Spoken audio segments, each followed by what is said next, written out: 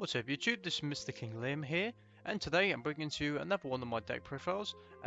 This time it's featuring a little bit more of a budget deck profile in my mind, but it can be fun to play, and also it's using some of the old support from the old formats, and that is of course the Black Luster Solider Archetype. Now the Black Luster Soldier has had a couple of different forms over the years. In the form of course, the ritual, and of course, Black Luster Soldier Envoy of the beginning. But recently, the archetype has been getting new support. So I just wanted to make a deck profile, kind of showing off what the new support is like to use. So anyway, let's get into the deck profile and see what it's like. So obviously we're running one Black Luster Solider Envoy at the beginning. No brainer on that one. Then we're running Black Luster Soldier Scarred Soldier. This is one of the cards from, I think, early 2016 if I'm correct.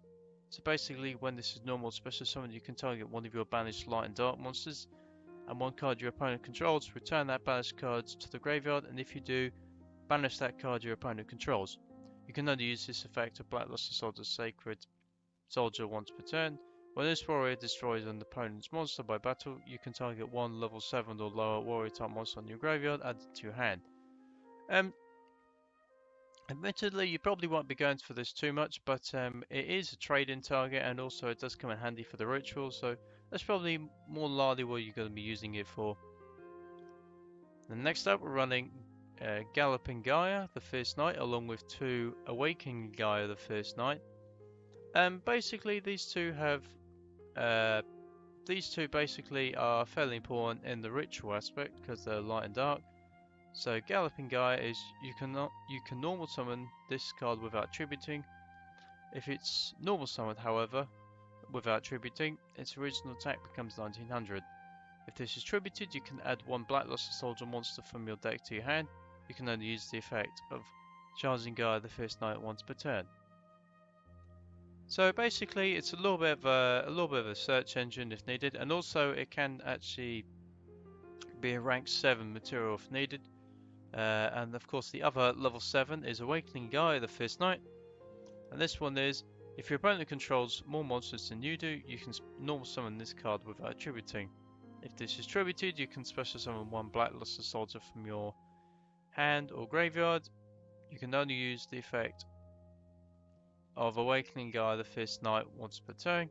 When you ritual summon a Black Luster Soldier monster, you can banish this card from your graveyard as one of the monsters required for the ritual summon.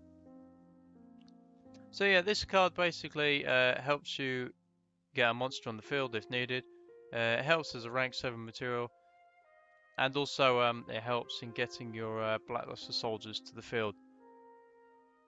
Next up we have probably the newest card in the deck, Envoy of Chaos. This card literally just came out in Raging Tempest a week or two ago, and I'd say I would say it's a little bit more consistency to the deck than it has previously. So basically, you can discard this card to target Black Luster Soldier or guard the Fierce Knight you control. It will gain 1500 attack until the end of the turn, and if it does, every opponent's monster that battles this turn has its effect become the monster's original attack during damage calculation only. Once per turn during the end phase, if this card is in the graveyard, you can banish one light and one dark monster in the graveyard, except this card. Add this card to your hand. Now this second effect can actually play well with the other Black Luster Soldier cards, which I'll get into in a minute. Next up we have Monju of the 10,000 Hands. Doesn't really need much explaining. Basically just a searcher for rituals, staple in premature ritual decks.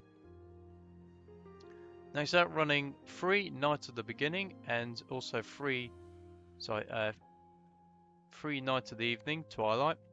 So basically these two have very similar effects. So basically what you want to do with Envoy of Chaos is basically you want to banish one of each of these, and then their effects will activate. So basically their effect is a Black Luster Soldier monster ritual. A Black Luster Soldier monster ritual summon using this card gains these effects. It's none of these effects of beginning night once per turn. Once per turn, you can target one monster your opponent controls, banish it. When this card destroys an opponent's monster by battle and sends it to the graveyard, you can activate this card. So you can activate this effect. This card can make a second attack in a row. Now this is the reason why you want to send this card to the graveyard. If this card is banished from the graveyard, you can add one ritual spell card from your deck to your hand. You can only use the effect once per turn. So obviously if you banish this, you get a ritual spell card.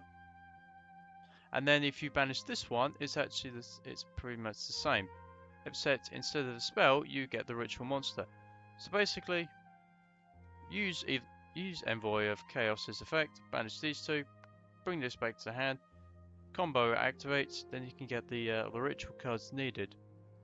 So it's definitely a decent combo there. Next up, we're actually running a little bit of an interesting tech choice. We're actually running Sphere Karibo. Basically, you don't really use this. To like bring it to the field. You mainly use this as an exceed material, so as a ritual material for the ritual. And it's worked out quite well, in fairness. But its effect is its second effect is when you ritual summon the monster, you can banish this card from your graveyard as one of the monsters required for the summon. So it plays off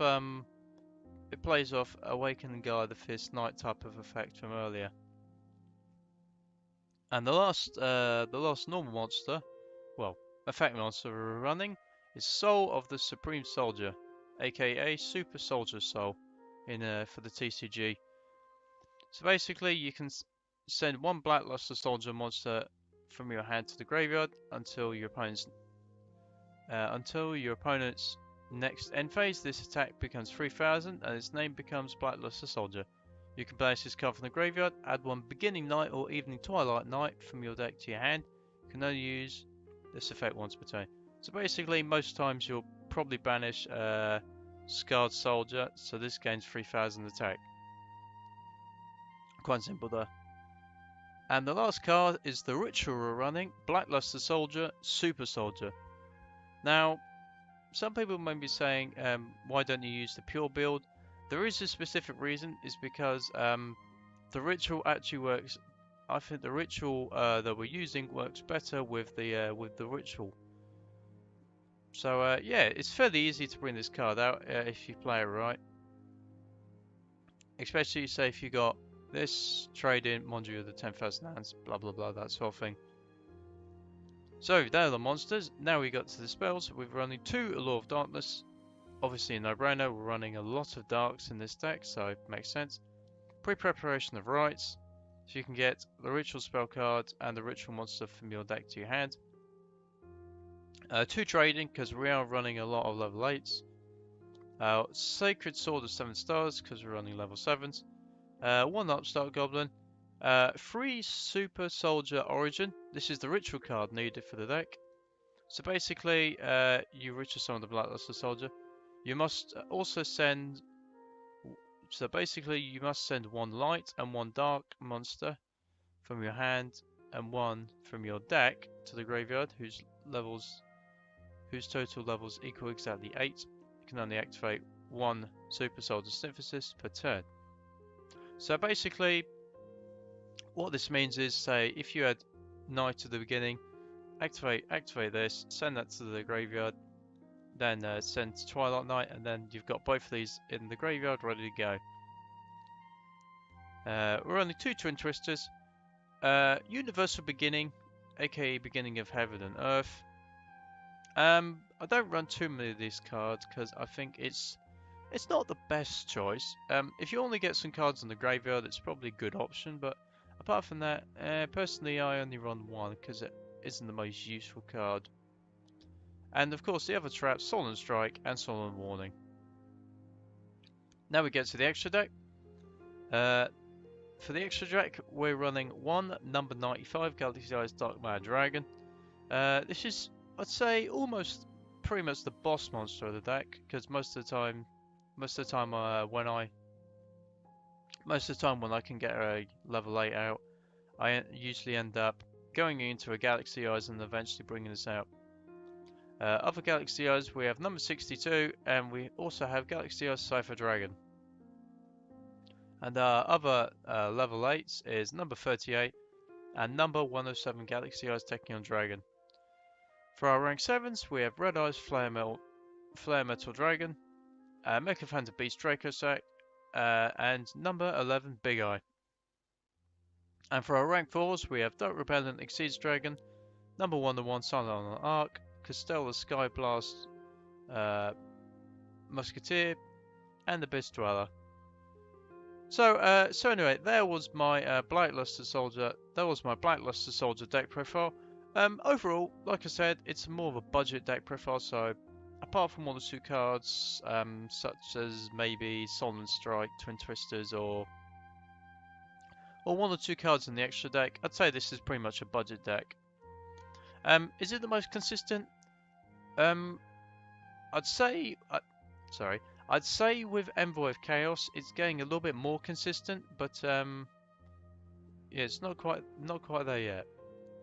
So anyway, there was my Black Luster Soldier deck profile. If you enjoyed this deck profile, then please make sure to subscribe to my channel to know when my newest deck profiles coming out. Also, be free to subscribe to my channel. Oh wait, I already said that one. Also, be free to check out my other deck profiles as well. And also, be free to support. If you want to support the channel, check out my Patreon link, which will be in the link in the description below. I hope you've enjoyed this video. And for now, this is MrKingLiam signing out.